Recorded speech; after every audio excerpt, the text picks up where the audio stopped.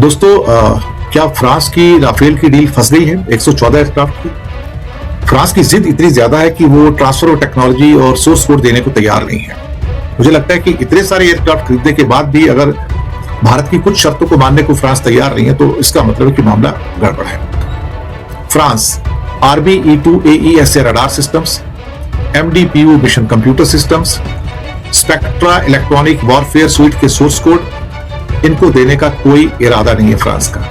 ये कोई मामूली सिस्टम नहीं है। इंडिया के मामले से देखा जाए तो इतनी महंगी डील होकर $40 बिलियन की डील होकर भी अगर आपको अपनी अपग्रेडेशन के लिए फिर से फ्रांस की एक किस्म से कहा जाए तो यानी कि वो चाहे ना चाहे उसके ऊपर डिपेंड करना पड़ेगा, उसकी जिद के आगे डिपेंड करना पड़ेगा, फ्रांस की मंजूरी के लिए तुम्हें जाके भीख मांगनी पड़ेगी, तो ये एक बड़ी लंबी चौड़ी प्रॉब्लम निकल कर आ गई है। दोस्तों क्या फ्रांस की राफेल की डील फंस गई है 114 एयरक्राफ्ट की। फ्रांस की जिद इतनी ज्यादा है कि वो ट्रांसफर ऑफ टेक्नोलॉजी और सोर्स कोड देने को तैयार नहीं है। मुझे लगता है कि इतने सारे एयरक्राफ्ट खरीदने के बाद भी अगर भारत की कुछ शर्तों को मानने को फ्रांस तैयार नहीं है तो इसका मतलब है कि मामला गड़बड़ है। डील इस समय ट्रबल में है, इसी के ऊपर बात करने जा रहे हैं हम पैनोरामा के अंदर। दरअसल फ्रांस की जिद है, पहले 36 दिए थे तो भी नहीं दिए थे। ट्रांसफर ऑफ टेक्नोलॉजी को लेके फ्रांस का यूएई के साथ पहले भी टेंशन हो चुका है और अब भारत के साथ भी टेंशन आ रहा है। फ्रांस को राफेल प्रोग्राम के लिए इंटरनेशनल पार्टनर्स चाहिए, लेकिन वो टेक्नोलॉजी शेयर नहीं करेगा, वो सोर्स कोड शेयर नहीं करेगा, यानी कि वो हिचकिचा रहा है। यानी कि जो ऑपरेशनल आजादी है, फ्रांस का जो इंटेलेक्चुअल प्रॉपर्टी है, वो अपने देश में रखना चाहता है। भारत लंबे समय तक फ्रांस की क्या कहते हैं ना कि मनमर्जी पर जिंदा अपने आप को नहीं रखना चाहता है। रिपोर्ट के मुताबिक France RBE-2AE radar systems, MDPU mission computer systems, spectra electronic warfare sweet के सोर्स कोड, इनको देने का कोई इरादा नहीं है फ्रांस का। ये कोई मामूली सिस्टम नहीं है। ये सब मिलकर एक डिजिटल आर्किटेक्चर बनाते हैं जो सेंसर फ्यूजन, खतरे का पता लगाने, सर्वाइवेबिलिटी और इलेक्ट्रॉनिक कॉम्बैट के लिए जिम्मेदार होते हैं। फ्रांस टेक्नोलॉजी ट्रांसफर नहीं करना चाहता है। पहले TOT की बात हो रही थी। TOT का मतलब टेक्नोलॉजी ट्रांसफर। पहले भी जब हमने 36 प्लेन लिए थे तो कोई टेक्नोलॉजी ट्रांसफर नहीं थी, सोर्स कोड नहीं दिया था। साथ में फ्रांस का यूएई को लेकर पहले भी एक तनाव हो चुका है और भारत के साथ भी सेम समस्या सामने आ रही है। पेरिस चाहता है कि लोकल असेंबली लाइन और इंडस्ट्रियल कोऑपरेशन तो हो सकता है, लेकिन जो उनके सारे हार्डवेयर और जो सॉफ्टवेयर सिस्टम्स हैं वो इंडिया को नहीं देगा। इंडिया के मामले से देखा जाए तो इतनी महंगी डील होकर $40 बिलियन की डील होकर भी अगर आपको अपनी अपग्रेडेशन के लिए फिर से फ्रांस की एक किस्म से कहा जाए तो यानी कि वो चाहे ना चाहे उसके ऊपर डिपेंड करना पड़ेगा, उसकी जिद के आगे डिपेंड करना पड़ेगा, फ्रांस की मंजूरी के लिए तुम्हें जाके भीख मांगनी पड़ेगी, तो ये एक बड़ी लंबी चौड़ी प्रॉब्लम निकल कर आ गई है। इस बीच में रशिया के सुखोई 57 उसका भी एक प्रेशर है, उसके चक्कर में फ्रांस फंस गया है। रशिया कहता है कि मैं तो सोर्स कोड भी दे दूंगा, डिजाइन डॉक्यूमेंटेशन भी दे दूंगा, ट्रांसफर ऑफ टेक्नोलॉजी भी दे दूंगा। ऐसे में भारत की स्थिति मजबूत होती है और फ्रांस जो फ्रांसीसी मॉडल की कमजोरी सामने आती है। फ्रांस 4.5 जनरेशन का राफेल दे रहा है, रशिया Su-57 5th जनरेशन दे रहा है। अब मुसीबत यह गई है कि फ्रांस चाहता है कि जो उसकी कई दशकों से मेहनत से विकसित की गई टेक्नोलॉजी है वो उसको अपने लिए रखेगा, हम दूसरों को क्यों दे, हम नहीं ट्रांसफर करेंगे। एयरक्राफ्ट की टेक्नोलॉजी वैसे भी काफी एक किस्म से सेंसिटिव मानी जाती है, कोई इसको ट्रांसफर करता नहीं है। लेकिन भारत के लिए सुखोई के अंदर जाना मुझे लगता है कि फायदे का एक सौदा हो सकता है। अगर 40 एयरक्राफ्ट को सौदा करता है भारत और उसमें ट्रांसफर टेक्नोलॉजी भी है, सोर्स कोड भी है, इंजन का भी बनाने का सारा चक्कर इंडिया में हो जाता है, तो आपको दरअसल एक रिवर्स इंजीनियरिंग करके एक बेहतरीन चीज बनाने का मौका तो मिल जाएगा आपको, कम से कम आप उससे बेहतरीन चीज बना पाओगे। तो फ्रांस के द्वारा TOT यानी कि ट्रांसफर ऑफ टेक्नोलॉजी और सोर्स कोड को देने के इनकार करने के बाद इंडियन एयरफोर्स इस टाइम फिर से एक किस्म से पेशोपेश की स्थिति में आ चुका है।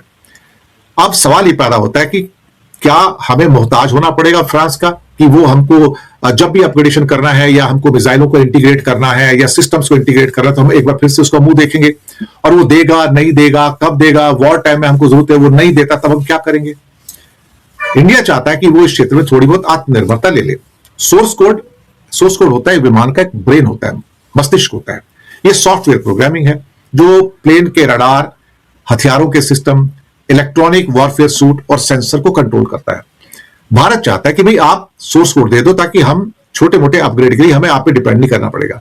फ्रांस कहता है ये इंटेलेक्चुअल प्रॉपर्टी है, मैं तेरे को नहीं दूंगा।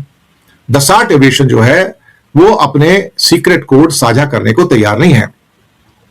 सोर्स कोड ना मिलने से मेक इन इंडिया में जो आप चीजें बनाना चाहते हो अब उसमें देरी भी होगी और ये चिंता का विषय भी है। सुखोई का दबाव बढ़ गया अचानक से। चेकमेट जिसको कहा जाता है, वो कहता है कि आप ये ले लो हमसे, हम आपको बना के दे देंगे। लेकिन सोवियत संघ तो यानी कि रशिया पहले से जूझ रहा है वॉर के अंदर, बड़ी मुसीबत उसके लिए। उसका अपना जो प्रोग्राम है अंडर प्रेशर है, उसकी अपनी जो प्रोडक्शन है वो अंडर प्रेशर है, तो हमको कैसे देगा। इंडिया 2018 में दरअसल देखा जाए तो कई चीजों के कारण जो टेक्निकल जो स्पेसिफिकेशन होते थे उसके कारण इस प्रोजेक्ट से बाहर हो गया था। अब रशिया कहता है कि मैं Su-57 का जो Su-57E है वो मैं पेश कर रहा हूं। ये F-35 और J-20 का मुकाबला करने में सक्षम है जो चाइना का है, और राफेल का संकट का फायदा उठाकर भारत को Su-57 बेचना चाहता है। क्या भारत को देना चाहिए या लेना चाहिए? राफेल 4.5 का प्लेन है, सुखोई 5th जनरेशन का है। हालांकि वेस्टर्न कंट्री कहते हैं कि ये 5th जनरेशन का है ही नहीं है। दूसरा, लागत बहुत कम है। रशियन विमानों की शुरुआती खरीद की लागत बहुत कम होती है, जबकि फ्रांस 2850 करोड़ में हमको एक प्लेन मिलेगा।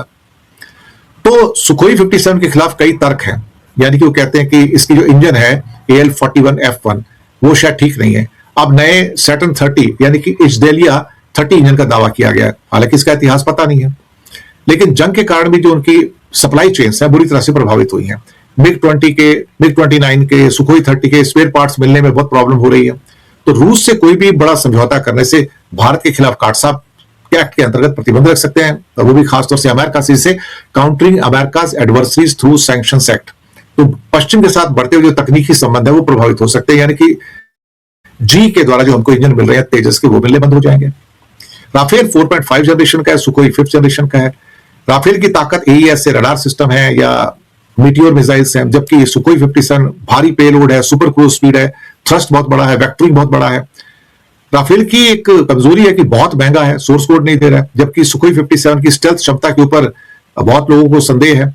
भारत के लिए क्या है कि वायुसेना में पहले से 36 विमान है, तो रखरखाव का बुनियादी ढांचा राफेल का तैयार है, लेकिन सुखोई 57 के लिए नया ढांचा लाना पड़ेगा। लेकिन हमारे यहाँ सुखोई के ढांचे पहले से तैयार है नासिक के अंदर और बेंगलोर के अंदर भी, इसमें तो कोई शक वाली बात ही नहीं है। अब फ्रांस के साथ हार्ड बार्गेनिंग आपको करनी पड़ेगी, क्योंकि अगर आप भारत को सोर्स कोड नहीं देते तो बड़ा मुश्किल है फिर तो यहाँ पर। और इंडिया को शायद हो सकता है कि कोई और किस्म के भी जो प्लेन्स हैं अब उसके बारे में सोचना पड़ेगा, जिसमें यूरो फाइटर है या स्वीडन का ग्रिपेन वगैरह है, उसके बारे में सोचना पड़ेगा कि भाई आप राफेल पे क्यों डिपेंड कर रहे हो। फिर आप उनके प्लेन मिलते हैं, अगर किसी के ग्रिपेन वगैरह मिलते हैं, यूरो फाइटर मिलते हैं, फिर उसकी बात कर लो, और इससे ज्यादा क्या हो सकता है। देखते क्या होता है, लेकिन फिलहाल तो चीजें थोड़ी सी मुश्किल में आती हुई नजर आ रही है। शुक्रिया आपका बहुत बहुत। चैनल को सब्सक्राइब कीजिएगा, छोटी छोटी मदद कर सकते हैं, नीचे हमने काफी पेमेंट के लिंक्स दिए हैं, आपकी छोटी सी मदद हमें आगे बढ़ने में प्रेरणा देती है। धन्यवाद आप सबका।